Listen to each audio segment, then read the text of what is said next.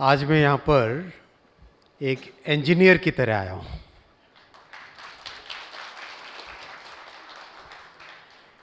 To be a part of a gathering which is full of very distinguished engineers, right from Mr. Subramaniam to the entire team here, the railway team and the team from many other parts of the construction industry. It's really a pleasure for me to be part of this gathering.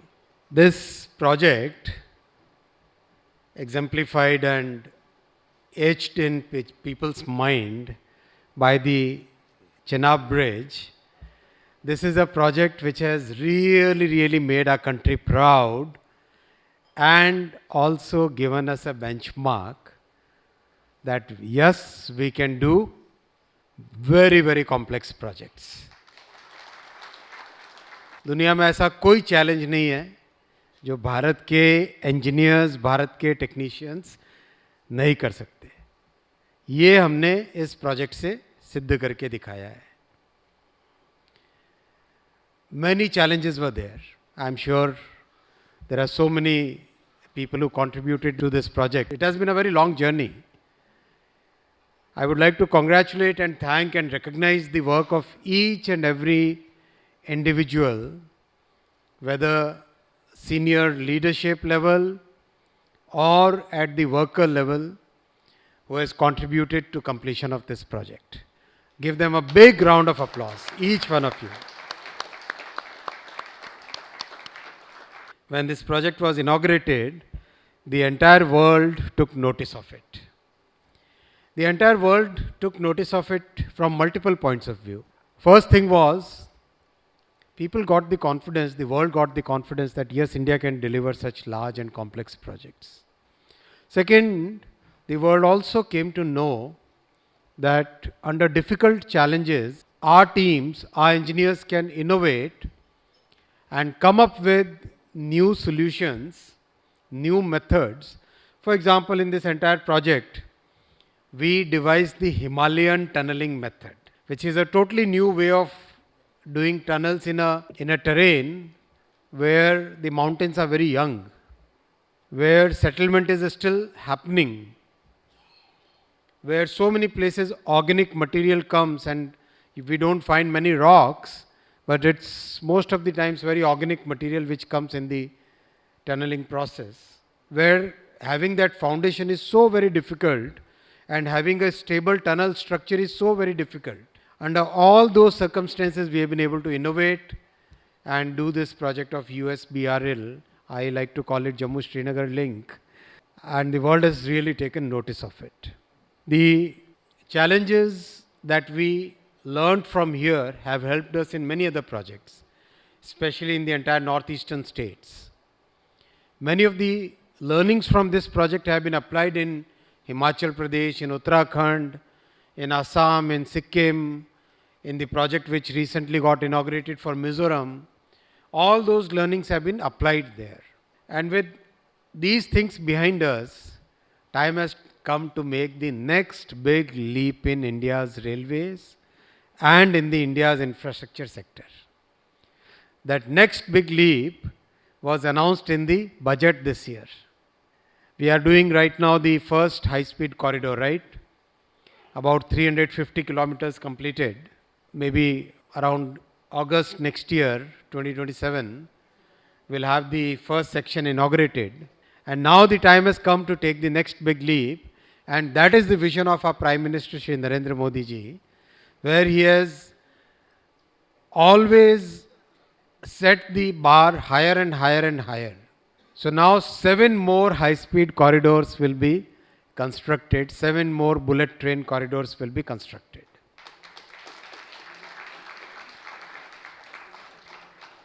It will make a totally new way of transportation. It will change the economy of many areas. It will connect big cities into one large city. It will have a huge multiplier impact on the economies of those areas which are getting connected. The first major corridor complex, I would like to call it South Indian High-Speed Diamond, connects Chennai to Bengaluru Chennai to Hyderabad, and Hyderabad to Bengaluru. This project, imagine, Chennai to Bengaluru will be only 73 minutes. So you can have your dosa in the morning in Chennai, do your work in Bengaluru, come back and have rasam and sapadam and rice in Chennai again. It's such a big game changer. Bengaluru to Hyderabad will be just about 2 hours. So much will get changed. That means the large economies of Bengaluru, Chennai, Hyderabad and the new upcoming city Amravati, they will all get integrated into a very vibrant new economy which keeps on growing because of the high-speed rail corridor. Then this diamond gets connected with Pune via the Pune-Hyderabad corridor. Pune-Hyderabad will become less than 2 hours, 1 hour 55 minutes. Practically Pune-Hyderabad will get merged in that sense. Further gets connected to Mumbai and Pune, only 48 minutes. So practically Mumbai and Pune will become one city. And of course, Mumbai to Ahmedabad is already under construction. That will be 1 hour and 57 minutes, less than 2 hours between Mumbai and Ahmedabad. That will fundamentally change the way people travel in our country. And in the north, right from Delhi to Varanasi, completely connecting many cities in Uttar Pradesh, then going to Patna and then going up north to Siliguri. Delhi से वाराणसी उत्तर प्रदेश के कई शहरों को connect करते हुए और वाराणसी से आगे पटना और पटना से आगे सिलीगुड़ी पश्चिम बंगाल के नॉर्दर्न हिस्से में सिलीगुड़ी तक कनेक्ट करते हुए ये पूरा कॉरिडोर पूरे नॉर्दर्न इंडिया की इकोनॉमी को चेंज करेगा, बड़ा मल्टीप्लायर इम्पैक्ट आएगा, इंडस्ट्रीज आएंगी, सर्विसेज इकोनॉमी बढ़ेगी, टूरिज़्म बढ़ेगा, आध्यात्मिक टूरिज़्म बढ़ेगा, हर तरीके से जो सदियों से भारत का सपना था वो सपना इन कॉरिडोर से पूरा होगा। और विकसित भारत का जो माननीय प्रधानमंत्री जी ने स्वप्न रखा है, संकल्प रखा है, लक्ष्य रखा है, उस लक्ष्य में 7000 किलोमीटर की हाई स्पीड ट्रेन है। जो अभी एग्जिस्टिंग प्रोजेक्ट चल रहा है 508 किलोमीटर का, प्लस ये प्रोजेक्ट जुड़ने से करीब 4000 किलोमीटर के हुए और 3000 किलोमीटर के उसके आगे लेने हैं। तो आने वाले समय में बहुत सारा काम इस देश में होने वाला है और उसमें हमको 3-4 बातें याद रखनी पड़ेगी हम सबको मिलके, और विशेषकर जो कंस्ट्रक्शन की इंडस्ट्री से जुड़े हुए हैं, चाहे सरकार के अधिकारी हो या फिर इंडस्ट्री से पार्टिसिपेंट्स हो। हमको जो कंस्ट्रक्शन की फर्म्स हैं और जो गवर्नमेंट के ऑर्गेनाइजेशंस हैं उनके बीच में रिलेशनशिप्स को फंडामेंटली चेंज करना पड़ेगा। We must get into a mindset of solving problems rather than being adversarial. We must get into a mindset of collaboration rather than finding faults.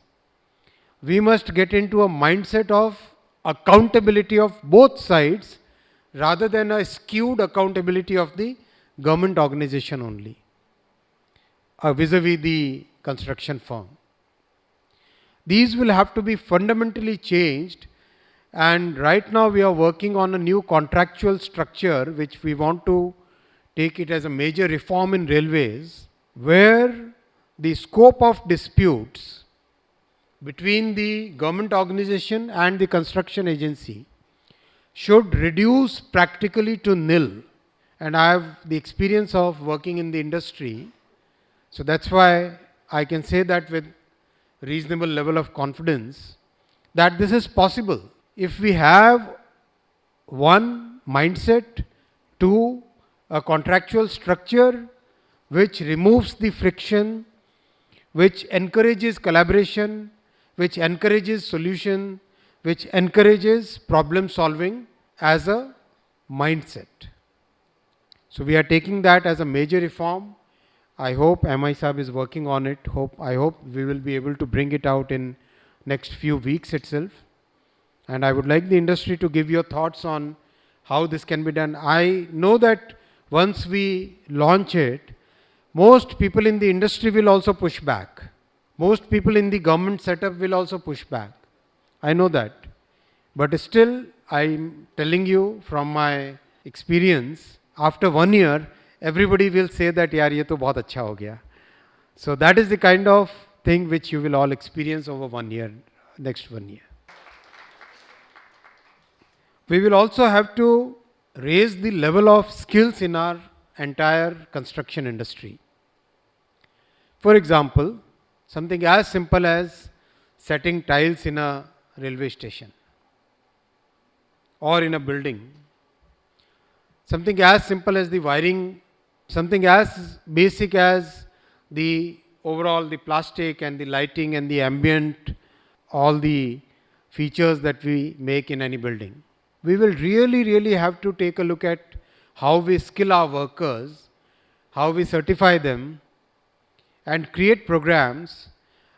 I am requesting the industry to be prepared for a major change in this. In the reform that we are going to announce very shortly, we will take on-the-spot test for welders, for people who set up tiles, for the electricians, and those workmen who don't pass the test will not be allowed to work. Only those who can pass the test, only they will be allowed to work. Industry will have to evolve with this new mindset, because we have to create these assets for a century and more. These are assets, very rarely do we get this kind of opportunity to build a nation. So we must really set the foundation, and the entire thought process has to be built for a century, not just for a few years or a few decades. So that will be the second big change. And over a period of time, we will have only those people who are certified and well trained, only those people will be allowed to work at a site. It's going to be a tough and long journey where there will be pushback from all fronts, but my determination is so strong and my conviction is so clear on this that we will do it, come what may. Whatever be the resistance, we will go down that path. The third thing is about improving the quality standards of the people who manufacture the construction material. Right from things which are as simple as the clips, which the fasteners for track and sleeper, to the most complicated things like a tunnel boring machine. Every part we will have to go down in the supply chain and look at quality systems, and only those people will be able to supply and participate in the programs which have very strong quality systems and which are willing to take that extra effort to supply items which have been manufactured with very good quality standards. I know it's, once again, I know there will be pushback on this. There has been pushback. I think we have delisted or stopped the procurement from more than 200 suppliers. We have stopped the procurement. It's a conscious decision. We have to have better quality. We can't live that we live with the chalta hai attitude. That chalta hai attitude is of the past. Last 10 years we have seen a change in our political leadership, our national goals, our conviction, our Prime Minister's clear, absolute laser-sharp focus on quality. We have to take these steps. And I'll request the entire industry to help us, to join us in this journey with that open mind. And the final thing that I would like to request the entire industry is, we must prepare our students in the college itself. When many of us, I see many people of my age group here and many of my seniors here, when we went to college, it was a different setup. We had different values. Times have changed. Things have really changed over the last 25, 30 years. We must bring those fundamental principles, the fundamental value of education, the fundamental pride in being an engineer, that pride in being able to build something, pride in seeing something come out of the thought process to a real life thing, that pride we must bring back. And that's why we started the Gati Shakti Vishwavidyalaya. We have taken up courses which are very, very practical. And I'll request all the seniors who have retired from the railways and who have retired from the industry or who are still in the industry to join this journey, so that the students who get prepared, they know the real foundation, what is the real structural engineering, the reality of the construction challenges, the reality of what a tunnel is, the reality of what a large structure is, how to maintain it, how to design it. That joy of being an engineer has to be there in our engineers, has to be there in our students. Even as I worked in the civil services, I served the country in different ways. Every year I would go to the Engineers Day. Invariably I would go to the Engineers Day function without fail. Because I take pride in that. I have two expertises, finance and technology, but I really take pride in my engineering background, because we can create new things. We build things. We create things out of ideas. From the idea to a physical conversion, that's what an engineer is. And we have that thing that, yaar, hum kuch bhi ho solve kar sakte hain. Every problem we can solve. That thought process is there in the mind of an engineer. That pride, that thing that we need to build in thousands and thousands of talented young students. Please be part of the Gati Shakti Vishwavidyalaya. There are some very specialized courses. There is one course on bridges. There is one course on tunnels. There are courses on railway and metro technologies. There are advanced courses on signaling and control. There are courses on electrical engineering which are totally focused towards engineering. And the good thing is, the industry has so very well aligned. Today, Gati Shakti Vishwavidyalaya has courses running specifically for Airbus, for Siemens, for Alstom, for Deutsche Bahn. The German railway will practically be run by graduates of Gati Shakti Vishwavidyalaya in future. For Safran, the engine maker. For so many different companies. So we must make the best of this opportunity where we are doing things at a different scale. We have a leadership that supports us. We have a team here which understands technology, and we have a level of motivation which will help us reach our goal of Viksit Bharat. Thank you very much. Wish you all the very best.